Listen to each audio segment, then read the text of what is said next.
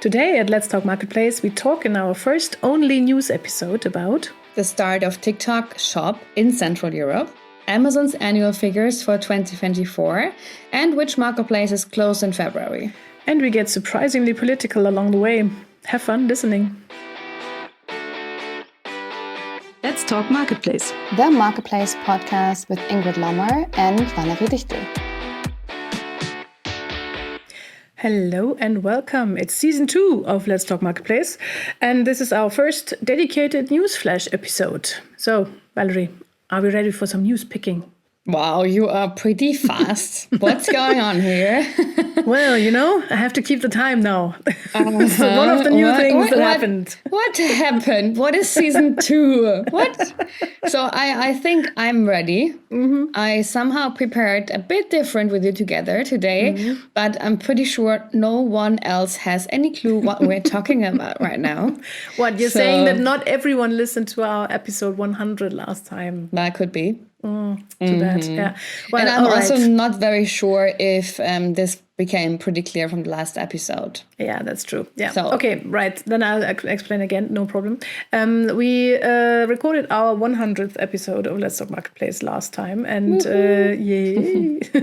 And we took the opportunity to remodel the concept of the podcast, which we have been doing for the last 3 years, and so it was time for a bit of a brush up. And I think the main thing is that we moved the news part that was always an integral part of each episode to a dedicated news episode, and we will do one of those each month. Looking back on what happened in the last month in the marketplace business. And the reason for this is that I always got the feeling that we didn't have enough time to either talk about the news and really dive deep into what those news meant for marketplace people, or dive deep into the topic of the week, because we had this two-parter idea. And so it was always, actually it was 2 episodes rolled in one, but each of them was just about 20 minutes long. And I thought, okay, let's change that. Let's take a bit more time for both of these aspects. And in the end, not take that much time, because I wanted to go for a bit of a shorter episode layout. So the goal is 30 minutes per episode. So let's see if we're gonna match this. I mean, for the news episode, I think this is possible. For the one with the guest, let's see. Yeah, well, let's see. I mean, these 30 minutes are more of a guideline than an actual have a rule. Goal. Yeah, you need a goal. Yeah, we overachieve our goal. Yeah, well, in timekeeping, we definitely won't underachieve it. But anyway, yeah. So we try, because we again got the feedback that an hour-long podcast is a bit long. It's a bit hard to listen to that in full, and so we're trying to keep to the time. So, yeah. Which is why I think we better get started on our first news flash episode. Newsflash. Right. Okay, so what happened in February in the marketplace world? I think the biggest thing was TikTok Shop coming to Europe finally. Yeah, something. Are you pretty sure about that? Yeah. I mean, they are already in Europe, right? Yeah, of course. But like central continental Europe, we have been talking about this, I think, over a year. Yeah, they're coming. Oh, they're coming. No, they're not coming. They're not. I think they're coming. Postponed. Oh no, they're postponed again. and they started in Spain. Yeah, and then you can register for Ireland, but Ireland hasn't started yet. Yeah, but I think they're meaning business now, because they have started in last week in Germany, in France, and in Italy. You can. That's really true now. Yes, it's true. You can. I actually just tried out the merchant registration. Okay. TikTok Shop is now thinking that a marketplace universe is some kind of TikToker. Great. Because I've got great. That's a fast expansion. I didn't know about it. Yeah. So we do need some merch now. So soon we are dancing in some TikTok videos. I guess that's what we got to do. Oh God. Yeah. But anyway, so yeah, it's working. You can register as a merchant now. And I already heard from a few sellers that are our Marketplace Universe fans who have already started selling on TikTok Shop. So I'm looking forward to meet those people at the next live event and ask how it goes. Definitely. Yeah. We also had a look. They have like dozens of e-commerce job vacancies. Difficult word. For Italy, France, and Germany, including 4 in Milan, 6 in Paris, and 11 in Munich. And there were also 26 and 29 e-commerce related openings in Tokyo and Sao Paulo. So I would say, and they also, the latest expansion drive would also make the service available in more than 10 countries, including the US and Mexico. So I think there's there's a lot of new things at TikTok. Yeah, well, they have to react in any way because there's still this TikTok ban hanging over them as a threat in the US because President Trump has postponed the ban for 75 days. So that period will run out in, I think, end of March. But so far, I just did a quick research on this, there has not been any solution that has come up. Yeah, there's have been some offers or some rumors of companies, American companies that want to buy TikTok, Amazon and Microsoft, and also the AI startup Perplexity, for example. But nothing's decided yet, and it's going to run out fast, and then we'll see. So yeah, I guess TikTok pushing strongly for expansion in Europe is just the natural thing to do in that situation. Yeah, like a backup plan. Yeah. Definitely, yeah. Well, from what I heard from the market, people are happy about that, actually. I also heard that. They were like, we prepared for so long, finally we can tell. Let's see. We are quite interested. I also saw some marketplace experts from the industry trying to get more details about TikTok Shop, like putting some data and content together with other experts. So yeah, I think there's a lot of things going on right now. And we're also planning an episode on that one, right? Yep. Already in the books. Nice. It will take some time, but we will be spoiler alert. We will be getting Ed Sanders back on that one. Third time. Third time. The first third timer. Yeah, I think so. Yeah, it's I'm pretty sure. Yeah. Okay, let's see how that will evolve because end of March is soon-ish. But to be very honest, Trump and Elon, they are changing their minds day by day. Yeah. And then there are new regulations, and then the next day they realize, or the team realizes, maybe it's not possible to set this up. So I think you did a deep dive also in what's happening right now. Yeah, right? Well, there's because I found it interesting that both the USA and the EU, to put that absolutely neutral, are looking for ways on dealing with the Chinese e-commerce platforms coming into their markets, Temu and Shein and so on. So everyone is seeing the threat that is coming in there, and every country is looking for ways to deal with that. And Trump's way was very Trumpish because he just said, from now on, I'm imposing 10% tariffs on everything that is coming from China, and I am abolishing the de minimis rule, which allows Chinese companies to send products into the US under, I think, 800 US dollars. Yes, which is a lot. Which is quite a lot, actually. We have something like that as well, but not that high. I think something around 100, 150 euro or something. 150, yeah. So that was high. And of course, that allowed Temu and Shein to grow really fast in the US. And this is something that he wanted to abolish. The problem is just that, you can order that from your Oval Office, but people down in the line somewhere have to put it into action. And a few days later, then the tariffs and customs people had to declare defeat because they did not have the numbers, the people, the resources to deal with this new law. So it's now again, postponed. Setting up a new law in one day is quite it's great, right? Yeah, it's not working. Especially because there are billions of parcels every day. And That's really impossible to handle. Yeah, I read some reports that Trump's law had actually already had the effect that he wanted, because there were some studies that said that imports by Shein and Temu had fallen significantly in January.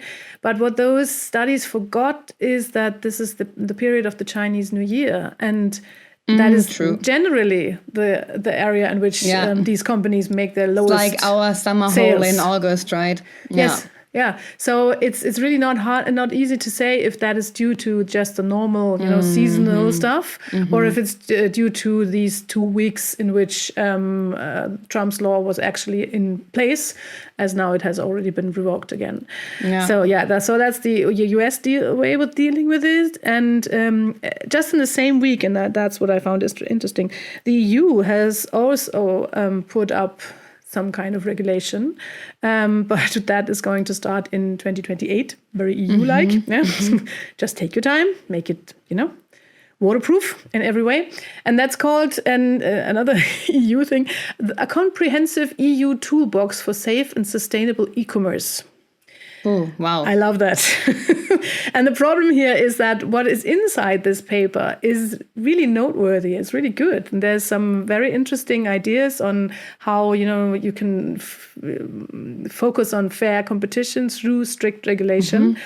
It's a good paper, but I think hardly anyone has read it, actually. Obviously. Because it's so complicated. But so it will, the EU is going in short for the same things that Trump is trying to do in a few days. They are trying to go for in a few years. More midterm approach. Yeah. Again, to put it be aware. But I guess that at least then this is an approach that might actually have an effect in the end, in the long run. Yeah. And what would you say, like new tariffs in the US, what do they have for an effect on marketplace sellers? Because I heard that tariffs need to be paid by the US people if they put it in place. So, they are actually making the prices for their own citizens more expensive. Well, the idea here is that the US citizens will then go for products by the American competition. Of course. Because they are cheaper. Yeah. So that's the idea here. Yeah. No, you don't have to. Well, of course, as a EU seller, you could react by lowering your prices drastically. So then in the end, the customer will still pay the same things for your stuff or for the competitor stuff. Yeah. But exporting to the US isn't cheap anyway. So that's the idea here. But if that works out, who knows? I think it's going to be it's going to have a huge impact for EU companies trying to sell to the US. And I think also that it has a huge impact on categories who are not produced mainly in America. I mean, there are categories that are not produced in America. They are strictly imported. And they are all getting more expensive. And then if there is not an alternative within America, which is cheaper, then what shall they do? They have to get with the higher prices.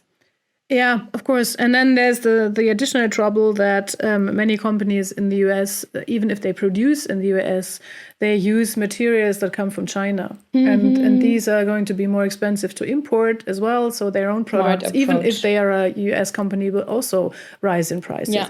So what we have here is a big impact on inflation, which is already running high in the US. So, yeah, but let's not dive too deep into that because it's just going to make me depressed as the whole, news area is already doing. Sometimes I feel like in a clown show. In a clown show. Yeah, but with those scary clowns. Yes. Yeah. Those freaking clowns. Yeah. Those freaking bad, hilarious in the negative way. Yeah. Bad, frightening clowns. Yeah, well, let's really go away from those. You know what? when I see the news, there are like so many news right now, but I have often to say like, wow, but a negative wow. It's like, wow, what happened? But again, it's like, what's going on here? Yeah, it's really crazy. Yeah, that's you know what? Let's leave the American market behind. Let's go to some. Let's go to some nice and wholesome news. To some other news, or first to a next to our next advertisement. Webinar. And to our webinar that to the next webinar where we talk about mastering marketplaces. Yes, definitely. So you keep asking yourselves which marketplaces you should get involved in, where it's worth getting started.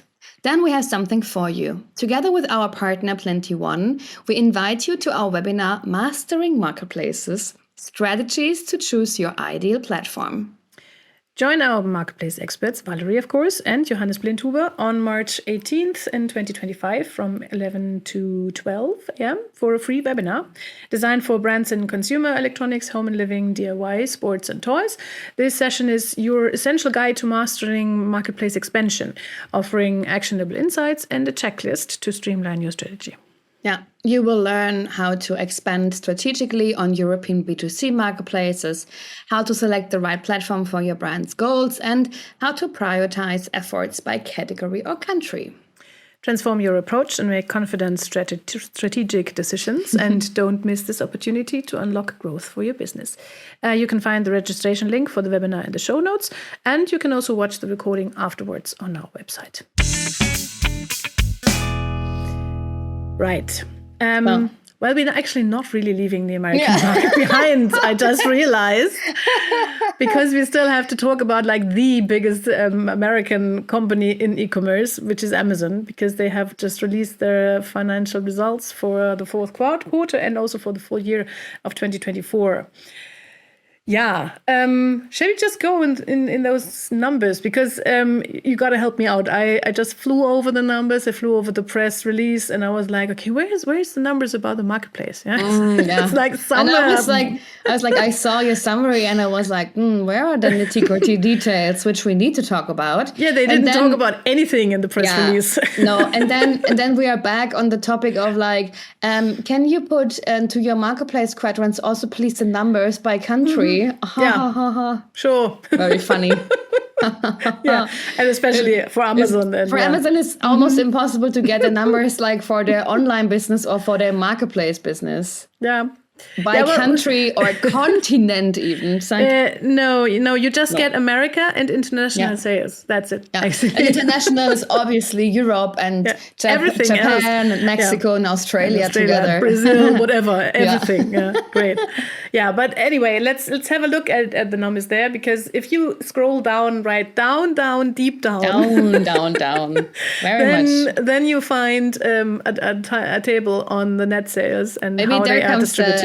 The thing about deep dive. Yeah, I guess so. You need to dive really deep and hold your breath to find the interesting numbers here. But there we found the section third-party sellers, and this is normally the section that indicates on how the marketplace is growing, because this indicates on what Amazon is earning with the marketplace sellers. So that's third-party seller services, and there I see a growth of year over year of 9%. Which is solid. So what we see is in the Q4 for online stores, net sales, which is the main, their retail business. Their own retail business. Yeah, their one partner retail business. They just did in the fourth quarter last year, 2024, over $75 billion US. And then for the third party sellers, they did 47 billion US dollars. The online store turnover had a 7% growth rate year over year. And the third party seller grew 9%, so slightly bigger. But if we have a deep dive into the numbers of the last quarters, then the third party sellers till last quarter always grew double digit, so 10%, 13%, up to 19% just in the fourth quarter of 2023. And the online stores, they are quite stable, around 7-8%. And then we have the advertising services. They also do 17 billion euro in the fourth quarter, and they grew 18%. But also the growth here is declining a lot. Yeah.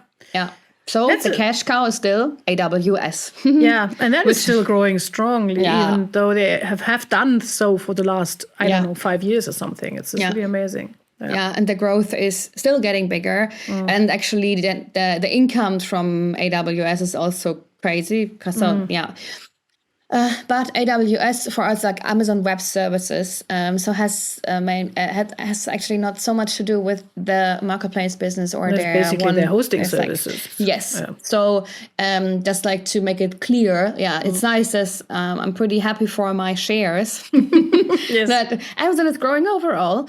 And what we also see is that Amazon is doing, and then we are on the political side again. Amazon and Jeff, they are really participating a lot in all the new president's topics, supporting it, being supported. So it's and then we're again at this topic, Ingrid. I'm sorry. I really don't like that one, but I know, of course, this is something that I actually realized at the moment, that as a economic journalist, you often feel that you are not so political because you are concentrating on economics. Yeah. But this is so much changing over the last year and this year too, because politics is economics and the other way around. So I guess this will creep up more and more when we talk about these things. But going back to the number here, I find it interesting because from what I read, from people looking at the numbers and doing a first impression and what they thought about it, I got the impression that these were really good numbers. And then when you now look a bit deeper into it, I'm not that impressed, honestly, because it seems that everything is growing along, but not as much as we used to from Amazon. And I also see is obviously because last year Amazon was focusing on profitability a lot more than they seem to be doing in 2024 because they have restarted investing a lot more.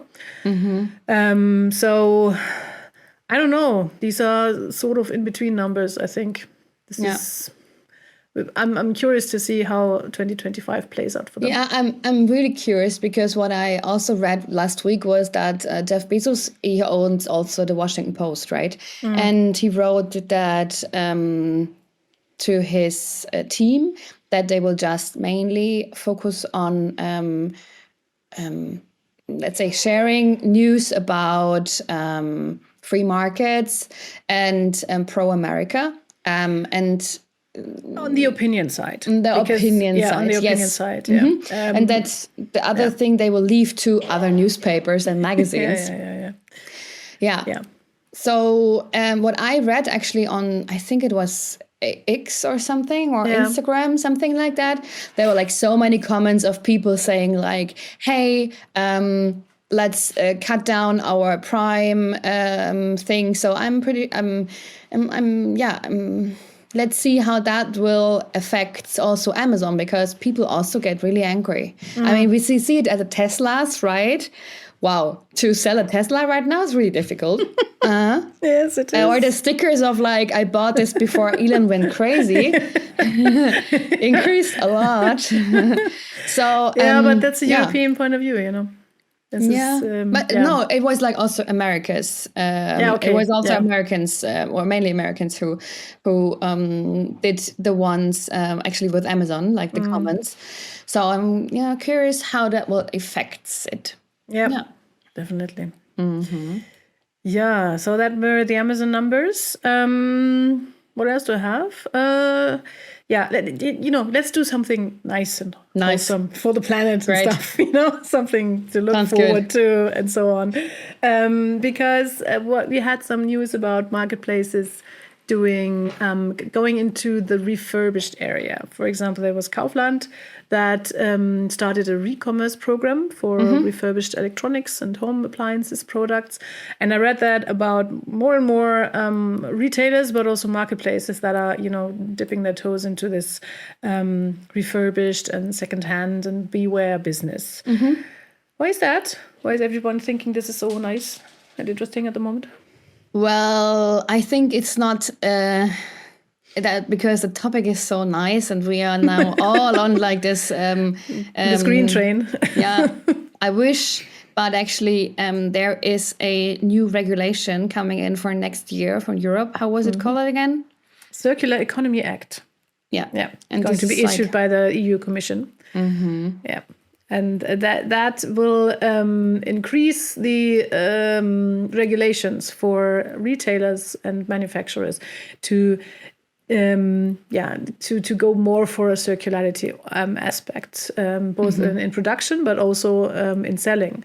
So I guess a lot of retailers will have to find solutions for this topic. And this is here, Kaufland is one of the first, but I also heard about MediaMarkt Saturn.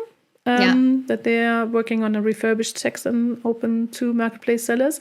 And I guess we will hear more of that from European marketplaces. I'm pretty sure you will be one of the first ones who are listening to what's news in that part of you. Because we also have we are working together this year with MediaMarkt Saturn, with Kaufland, but also with another one who is working on this circular economy topic.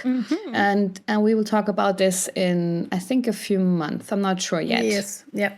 Still on the planning, but I'm really looking forward to that one. I think it's going to be really interesting to hear from a company that has been focusing on this topic, before it came into fashion. Yes. Something and like I would that. say at this point, we will take another short break and look at our partner Exporto. Cross-border e-commerce is booming. You've heard that from us many, many times. And yet, for many businesses, expanding internationally is still dealing with complex logistics and customs challenges and operational headaches. Yeah, and that's where Exporto comes in. Founded in 2020 in Constance, Exporto has specialized in cross-border e-commerce logistics in Europe. With automated technology and a strong partner network, Exporto ensures that online retailers can ship internationally as smoothly as they do in their home market. Their plug-and-play solutions integrate seamlessly into existing processes, covering everything from automated customs, clearances, and tax handling to localized last-mile delivery. And retailers also benefit from efficient return management and data-driven insights to optimize their performance. Yeah, more than 200 brands, including Mr. Specs, Outfittery, and Snox, already trust the all-in-one solution for Exporto to power their international growth. Want to learn more? Then don't miss out episode 115 of Let's Talk Marketplace, where we will discuss with Exporto how retailers can scale cross-border without the hassle. And we also have a webinar coming up with them talking about how to sell to the UK post-Brexit. In April, right? Yes, in April. Yeah. And we have another big news, but sad news, to be very honest. Sad news. That was something that I really didn't like writing about because Colizey, a French marketplace for sports and sports equipment, has shut down. And I thought they really had potential. Yeah, really. Colizey was more on the premium side of the sports equipment and sports fashion products part, I would say. They were pushing a lot in the market, but you have more insights about why they stopped doing it, right? Yeah, the founder, Maxime Finis-Gialom, he posted a quite open post on LinkedIn and explaining on what happened with them because it seemed that they were doing well. They had funding of some 12 million euro or something and 250 merchants, and they were active in 10 European countries. So it actually looked as if they were on a good course. But it seems that some market conditions changed and selective distribution contracts from major sports brands restricted the merchants from selling on Colizey. And that made it really difficult, to onboard new sellers and retain the existing ones because they couldn't place their products there. No. Yeah, and then after all that trouble, funding also dried up. And that's that. So that's another marketplace gone. Yeah. I feel really sorry for this team. Yeah. But yeah, and to be very honest, I mean, Colizey was founded 6 years again. I think Decathlon also started their marketplace business maybe 7 years ago. I'm not sure. Around the same time, yeah. Around the same time, and to like having like such a big competitor in a similar field. Where they have like much more power, they are much bigger, they have retail stores, everyone knows them already. It's really tough. It's really tough. And when I read that statement by Maxime, I was wondering if it's easier for a marketplace that is already an established retailer like Decathlon is to deal with this kind of, selective distribution problem, because the brands cannot go around Decathlon if they want to be present in Europe. Yeah, but Decathlon, to be very honest, this is still a bit like the cheaper version, actually. The much cheaper version. And Decathlon also produced themselves, right? So they have a lot of like own brands, and they grew up from that one. And they are still like, oh, they are like so cheap, we don't want to be there. But now some of the brands realizing, maybe we should go there, because Decathlon is adding up their assortment with like higher prices from other brands. And that's their purpose behind the marketplace business, which is then pretty similar to the assortment Colizey wanted to attract. So, yeah, but still, I guess I think there's this mismatch. Yeah, and if you're a new marketplace, you have always this problem of, no one knows you, and you have to put a lot of effort into getting at least your customers. And then there's the brands as well who say like, why should we sell there? Yeah. Okay, so now the platform is closed. Yeah, and actually there is another platform closed. We're not allowed to talk about it yet, but it's a premium fashion one.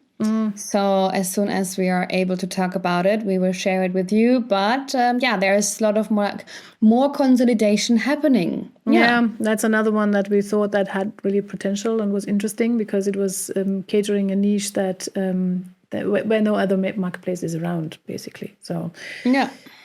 Well, sad to see that. Yeah. And I think next week.